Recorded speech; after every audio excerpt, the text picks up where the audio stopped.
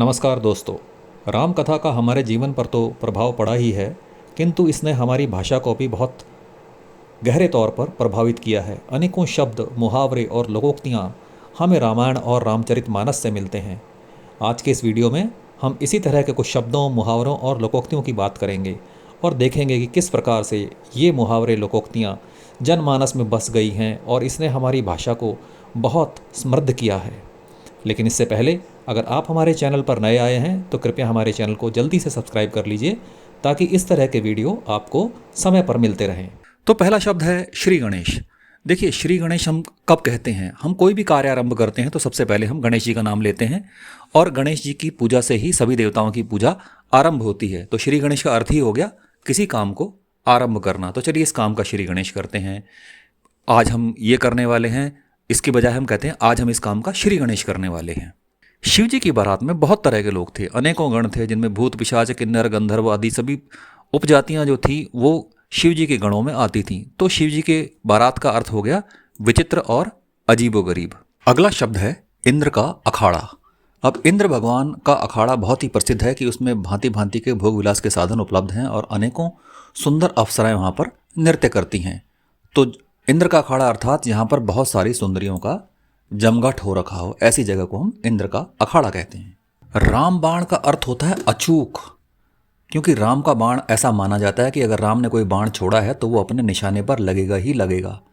तो इसीलिए हम कभी भी कहीं पर भी राम बाण शब्द का प्रयोग करते हैं तो इसका अर्थ होता है अचूक होना।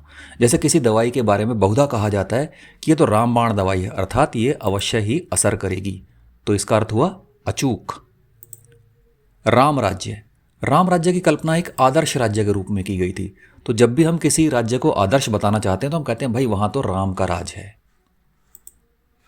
शबरी के फल। अब शबरी एक भीलनी थी जिसने राम को जब फल दिए तो पहले थोड़े थोड़े चख लिए थे ताकि प्रभु राम के पास कोई खट्टा फल या कोई खराब फल ना चला जाए।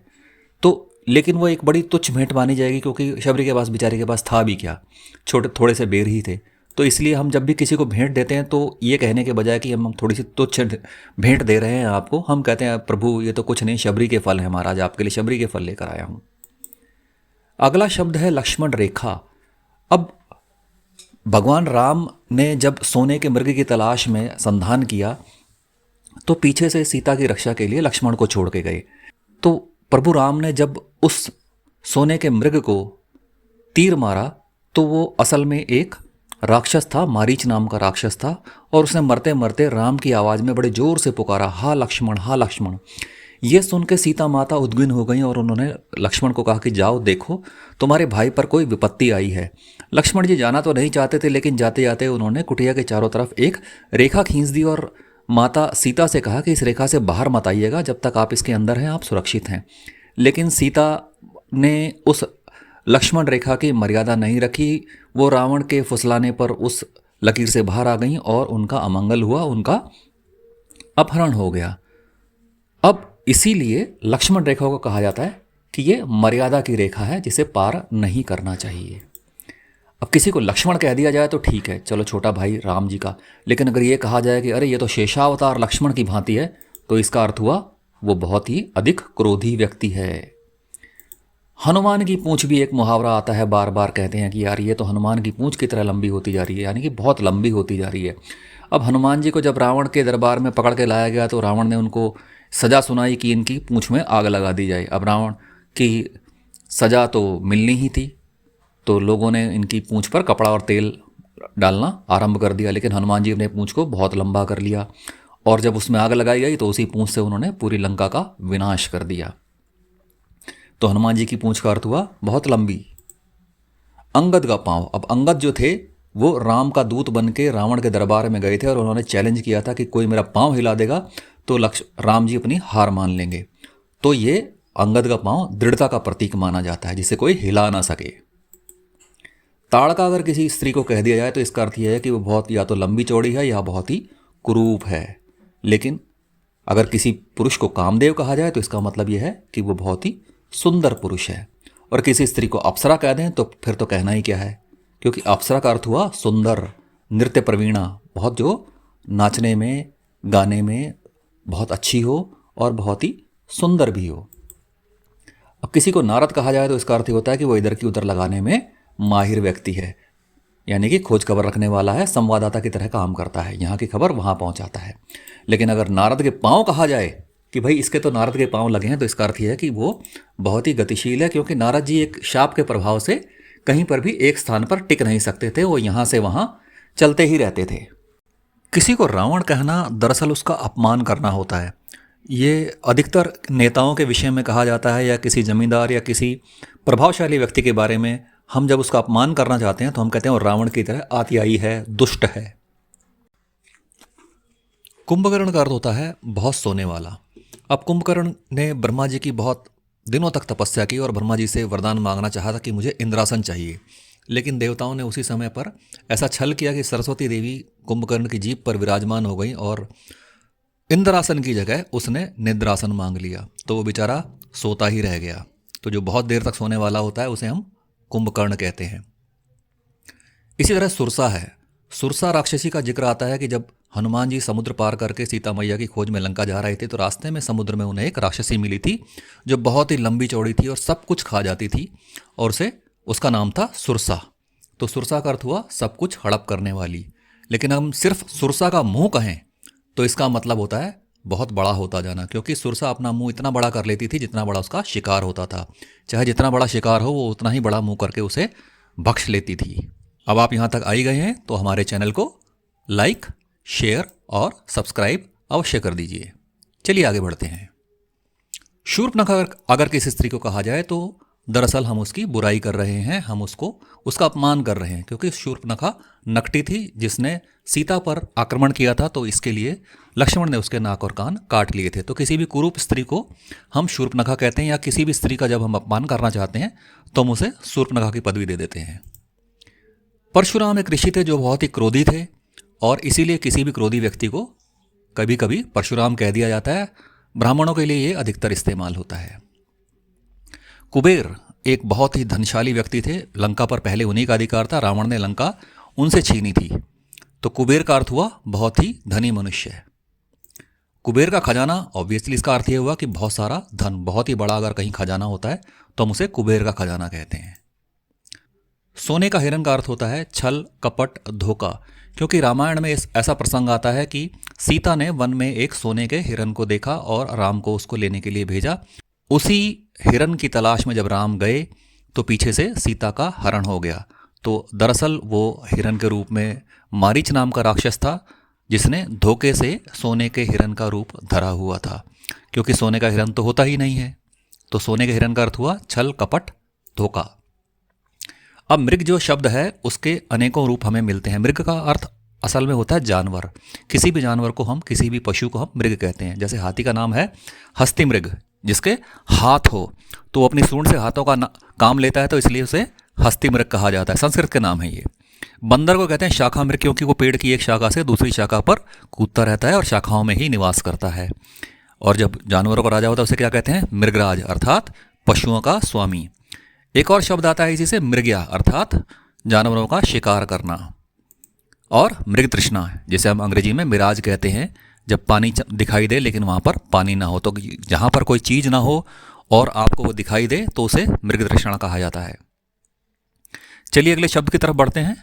भरत। अगर किसी को भरत कहा जाए तो इसका अर्थ ये हुआ कि वो अपने बड़े भाई से बहुत ही प्रेम करता है, उनका बहुत ही ध्यान रखता है, क्योंकि भरत ने राम की अनुपस्थिति में उनके नाम पर राज्य चलाया था। हालांकि उनकी माता ने कुचक्र करके अयोध्या का राज उनको सौंप दिया था, लेकिन फिर भी भरत ने उसे लेने से इनकार कर दिया था। तो भरत का अर्थ हुआ प्रिय भाई। लेकिन अगर किसी स्त्री को मंथरा कहा जाए तो ये उसकी बुराई करना है, क्योंकि मंथरा का अर्थ हुआ गलत सलाह देने वाली। मंथरा ही वो दासी थी जिसने कैकेयी को ये सलाह दी थी कि राम के लिए वनवास और भरत के लिए राज्य मांग लिया जाए।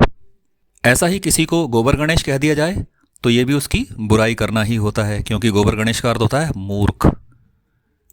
ये भी एक गोबर गणेश है।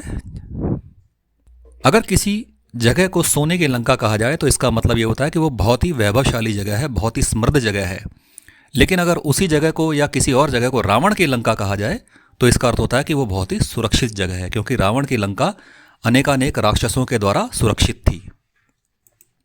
विभीषण कहना भी किसी का अपमान करना ही होता है, क्योंकि विभीषण ने अपने भाई को धोखा दिया था, राम की तरफ चले गए थे और लंका के और रावण के सारे राज उन्होंने राम को बता दिए थे। तो विभीषण का अर्थ धोखेबाज होता है। इसी से एक कहावत निकलती है, घर का भेदी लंका ढाए, यानी कि धोखेबाज व्यक्ति से परिवार का अमंगल होता है। अब हम कुछ कहावतों की तरफ चलते हैं, मुहावरों की तरफ चलते हैं। जैसे राम नाम सत्य होना, अगर किसी के बारे में कहा जाए भाई उसका राम नाम सत्य हो गया, अर्थात उसकी मृत्यु हो गई है। मुंह में राम बगल में छुरी का अर्थ ये होता है कि कोई धोखेबाज आदमी है जो मुंह से तो बड़ा मीठा मीठा बोलता है, लेकिन असल में वो आपको धोखा देने वाला है। राम राम जी का अर्थ होता है अभिवादन करना, किसी को भी हम आते आते कहते हैं राम राम जी। लंका दहन करने का अर्थ होता है बुराई का नाश, बुरी वृत्तियों का नाश करना। क्योंकि हनुमान जी को जब रावण के सामने बंदी बनाकर ले जाया गया था, तो रावण ने उनकी पूंछ में आग लगाने की आज्ञा दी थी और उसी जलती हुई पूंछ से हनुमान जी ने बुराई की प्रतीक लंका को जलाकर खाक कर डाला था। एक हमें बहुत कई बार सुनने को मिलता है, भय बिन प्रीत न होई गुसाई। ये रामचरितमानस में तुलसीदास जी ने लिखा है। इसका अर्थ होता है बिना भय के मित्रता नहीं होती। जब राम जी रावण पर आक्रमण करने के लिए अपनी बड़ी भारी सेना लेकर समुद्र के तट पर पहुंचे, तो इतने बड़े समुद्र को देखकर वो विचार में पड़ गए कि इस समुद्र को किस प्रकार से पार किया जाएगा। तो पहले तो उन्होंने समुद्र की बड़ी आराधना की, बड़ी विनती करी कि आप हमें रास्ता दे दें ताकि हमारी सेना उस पार जा सके, लेकिन समुद्र ने ऐसा करने से इनकार कर दिया और अंततः राम ने धनुष पर अपना बाण चढ़ाया और प्रतिज्ञा ली कि मैं समुद्र को ही सुखा दूंगा। तो जब ऐसा हुआ तो समुद्र हाथ जोड़कर सामने आ गया और उसने समुद्र पार करने का रास्ता भी बता दिया। एक और हम सुनते हैं कई बार, प्राण जाए पर वचन न जाए। इसका अर्थ होता है कि किसी भी प्रकार से किसी भी स्थिति में अपने दिए हुए वचन की रक्षा करना। क्योंकि ये भी रामचरितमानस में आता है कि रघुकुल रीत सदा चली आई, प्राण जाई पर वचन न जाई। राम कहानी अगर कहा जाए कि भाई अपनी राम कहानी मत सुनाओ, तो इसका मतलब होता है कोई बड़ी लंबी चौड़ी दुख भरी कहानी है। राम राम करके कोई काम हुआ, अर्थात किसी तरह से बस काम हो ही गया, ये बड़ी मुश्किलों से काम हुआ है, तो हम कहते हैं भाई राम राम करके काम हो गया है। फिर कहते हैं राम जाने, अर्थात भगवान ही जाने, हमें तो पता नहीं है। राम जी की माया कहीं धूप कहीं छाया, अर्थात संसार में अनेकों प्रकार की वस्तुएं हैं, कहीं सुख है कहीं दुख है, तो हम कहते हैं राम जी की माया है, कहीं धूप है कहीं छाया है। राम छोड़ी अयोध्या मन चाहे सो ले, अर्थात हम तो जा रहे हैं भाई, अब हमें क्या मतलब है इस चीज़ से। तो राम जी ने तो अयोध्या छोड़ दी, वो तो वन में चले गए, अब जिसके मन में हो अयोध्या ले ले, हमें क्या करना है।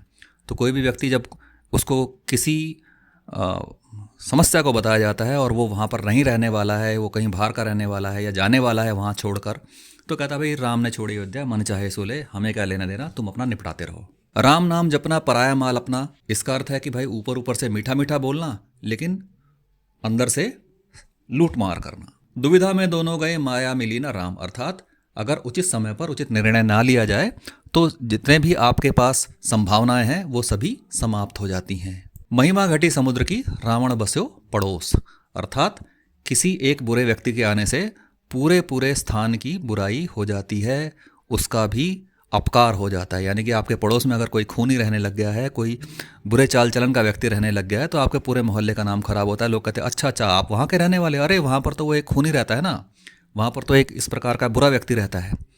तो हम कहते हैं महिमा घटी समुद्र की रावण बस्यो पड़ोस। तो आपने देखा किस तरह से राम और राम कथा हमारे जीवन में पूरी तरह से घुल मिल गई हैं और अनेकों शब्द और अनेकों लोकोक्तियाँ मुहावरे इस प्रकार के हैं जिन्हें हम रोज़मर्रा की बोलचाल की भाषा में प्रयोग करते हैं और वह सभी रामचरितमानस या रामायण से आए हैं। अंत में मैं एक बार फिर आपसे प्रार्थना करूंगा कि हमारे चैनल को लाइक, शेयर और सब्सक्राइब कर दीजिए ताकि इस तरह के वीडियो आपको समय समय पर मिलते रहें। धन्यवाद।